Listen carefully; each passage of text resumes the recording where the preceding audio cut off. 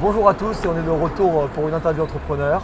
Aujourd'hui on est avec Pavel et Julie. Salut. Salut. Ils sont là pour nous parler de Nebulé. Je prononce bien? C'est ça, parfait. Alors,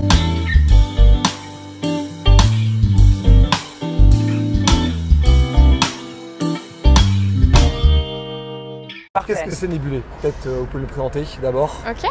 Nebulé, c'est un jeu vidéo de stratégie qui sera crossplay à terme entre mobile et PC, mais qu'on développe d'abord sur mobile et qui mêle en univers multijoueur politique et combat spatial. Donc on est sur un jeu de stratégie où on fait du tour par tour comme Civilisation par exemple? Non, c'est du temps réel. C'est du temps réel dans une galaxie fictive où les joueurs font face à une menace environnementale globale qui est une nébuleuse, d'où le nom du jeu, qui s'étend progressivement et qui réduit de plus en plus l'espace jouable disponible pour les joueurs, puisqu'à chaque fois qu'elle atteint une planète, elle en aspire toute l'énergie et toute la vie. Et du coup, les joueurs qui poursuivent leur carrière politique au sein du jeu vont devoir s'occuper ou pas de cette menace environnementale. Et quand je dis ou pas, c'est parce qu'ils peuvent très bien décider qu'ils sont nébulosceptiques ou que la nébuleuse leur rend un fier service en menaçant leur faction adverse, etc. quoi. Très bien, je vois très bien. Quelle était l'idée de départ? Comment ça vous est venu? Alors, ça a commencé comme un projet de cours à Sciences Po, initialement à l'initiation de l'entrepreneuriat. Et en fait, à la fin de ce cours, j'avais à peu près une dizaine de pages rédigées. J'ai eu une note très misérable d'ailleurs. Et en fait, à la fin de ce cours, je vais partager ce teaser, ce document-là, à tous mes potes gamers, et Julie en faisait partie, en leur demandant qu'est-ce que vous en pensez, est-ce que ça vous fait kiffer? Et en fait, Julie avait dit moi je suis sur le point de partir à Shanghai, par contre je kiffe absolument l'idée, donc attends-moi 6 mois, je reviens et on le fait, parce que ce serait trop dommage que ça reste juste un projet de cours. Ouais, j'imagine. Et quel est votre business model? Comment vous cherchez à vous rémunérer dans ce jeu vidéo? Alors, on ne peut pas faire l'économie d'un jeu free-to-play puisque on veut un jeu massivement multijoueur. Donc ça veut dire que le jeu est entièrement gratuit avec des microtransactions dans le jeu, des achats in-app, mais ces achats sont purement cosmétiques, c'est uniquement de la personnalisation. Donc c'est par exemple, je veux avoir un vaisseau plus stylé que mon voisin ou un costume plus stylé que celui de mon voisin, etc. etc. Donc c'est purement du bonus et de personnalisation. Et deuxième partie, comme on est massivement multijoueur, on crée une audience et du coup on va faire un petit peu de placement de produits, mais pas en tombant dans les travers du jeu mobile, des publicités qui viennent bloquer l'expérience avec les vidéos qui viennent te couper dans ton jeu, enfin voilà, tu vois ce que je veux dire. Donc ce serait plutôt sur le modèle de ce qui peut être fait dans le cinéma, quelque chose de plus smooth et de plus intéressant aussi pour les marques parce qu'elles ne viennent pas frustrer non plus les joueurs, quoi. Un peu comme le modèle de Fortnite. Exactement, c'est exactement ça. Okay. Et est-ce que du coup Fortnite a fait partie des inspirations pour le modèle que vous avez fait? Fortnite, League of Legends pour la partie modèle économique, mais après on a d'autres inspirations. Lesquelles? Il y en a beaucoup. Déjà on n'a pas les mêmes références avec Pavel, on jouait pas au même jeu.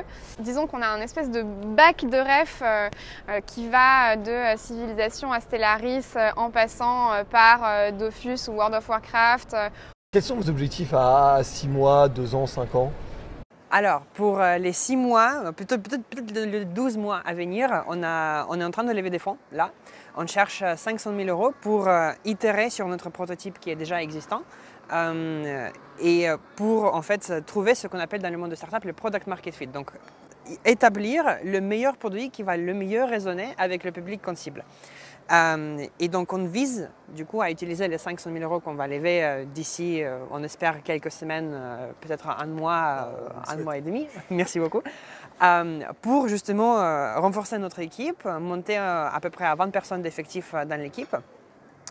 Donc développer le produit et arriver à une phase où nous avons suffisamment de data d'utilisation dans le jeu pour aller approcher des fonds plus larges qui ne fondent pas du seed mais plutôt de série A et leur dire, bah voilà, nous avons la preuve que le concept est très chouette et qu'il prend.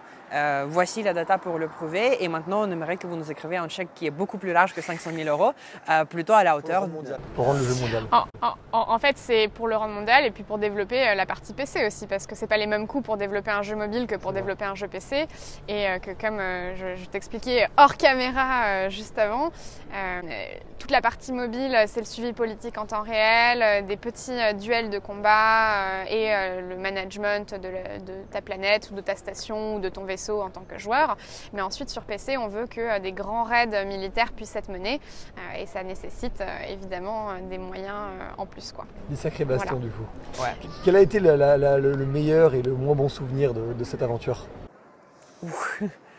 Peut-être à la fois le meilleur et le moins bon, c'était la campagne Kickstarter qu'on a fait en novembre 2019, en tout cas pour moi. On a organisé une campagne de prévente en 2019 sur une plateforme de financement participatif américaine qui s'appelle Kickstarter, qui est très connue pour financer des projets de l'art, mais également des projets de jeux vidéo. Et du coup, toute la préparation de cette campagne, toute la préparation de la communication autour, le harcèlement, parce qu'on peut le vraiment appeler comme ça, de toutes les personnes autour de nous qu'on connaissait et souvent qu'on ne connaissait même pas. Good, pick up the phone and start dialing. C'était très enrichissant en tant qu'expérience. Après, je dois avouer que je n'ai pas beaucoup dormi ces 33 jours-là. Et un des meilleurs souvenirs aussi, c'est les premiers recrutements.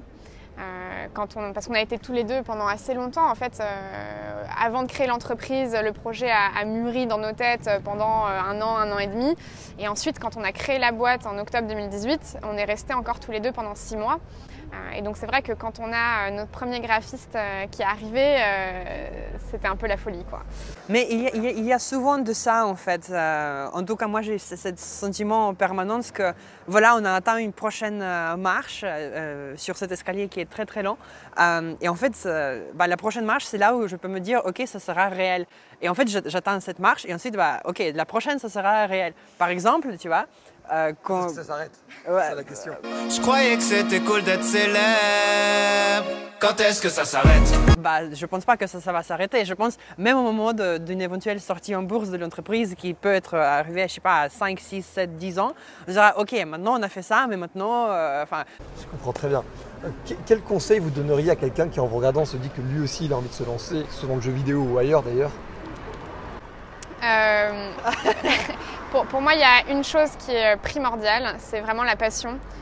Soyez passionné par ce que vous faites, parce que sans la passion, c'est tellement compliqué, c'est tellement dur, vous allez vous prendre plein de claques dans la gueule que vous avez besoin d'y croire pour 1000 personnes, d'y croire pour 2000 personnes, etc. etc. Parce que tant que vous ne l'avez pas fait, personne n'y croira pour vous. Parce qu'en fait, il y aura toujours quelqu'un pour dire c'est pas le moment, ou tu n'y arriveras pas, ou il ne faut pas écouter ça, il faut y aller. Parce que c'est vrai que c'est dur. C'est vrai que c'est dur, mais faut le faire quand même, exactement. Ouais. Pour moi, je dirais entourez-vous bien. Commencez par quelqu'un qui est si magnifique comme Julie en tant que votre associé. Bon, perso, je garde Julie. Perso, je garde Julie pour Northern Lights, mais trouver quelqu'un qui est aussi bien. Mais ça va au-delà en fait. Ça va au-delà, ça va à vos membres d'équipe. Tout le spectre en fait, les associés, les employés, les investisseurs que vous allez avoir, les premiers consommateurs, c'est hyper important. Même tout ce qui concerne les gens qui ne font pas officiellement partie de l'entreprise, mais qui sont soit volontaires, soit ils sont membres de votre advisory board, hyper important de garder un contact très chaleureux et de susciter de la bienveillance vis-à-vis du projet, parce qu'en fait c'est ça qui va faire en sorte que vous allez construire une espèce de coalition autour du projet qui va permettre en fait de passer chacun des caps à venir. Très bien. Et du coup, c'est la dernière question, c'est la question du crayon. Qu'est-ce que ça vous évoque si je vous dis trace tes contours? On est un projet graphique, donc forcément, moi je vois se dessiner les contours de la nébuleuse et de nos différents personnages, de nos vaisseaux, etc. Donc quelque chose de très visuel. Moi je dirais, c'est important de tracer les contours parce que ça donne la forme et ça donne une idée, mais ensuite faut-il encore remplir le contenu. Très bien. Merci beaucoup Julie. Merci beaucoup Merci. Pavel. Et à toi. Et puis on a hâte d'avoir Nébuleuse qui débarque sur nos mobiles. Merci d'avoir regardé l'interview d'entrepreneur et abonnez-vous à la chaîne. Ciao. Salut à tous, j'espère que vous avez donc kiffé l'épisode sur Nebula.ai. C'est super intéressant de voir comment même des gens de notre âge peuvent réussir à construire des jeux vidéo autour de communautés et autour d'investisseurs qui croient en des projets long terme. Je vais réaxer un peu l'interview entrepreneur qui aujourd'hui était une présentation de projet. J'ai essayé de l'axer pour répondre à des questions plus concrètes comme là aujourd'hui. Comment réussir à créer un jeu vidéo sans forcément beaucoup de bases techniques à la base pour le faire. J'espère que ça vous a intéressé. N'oubliez pas de vous abonner et de nous suivre sur Instagram. Merci et à très bientôt pour l'interview entrepreneur. Ciao. Let's begin with the story of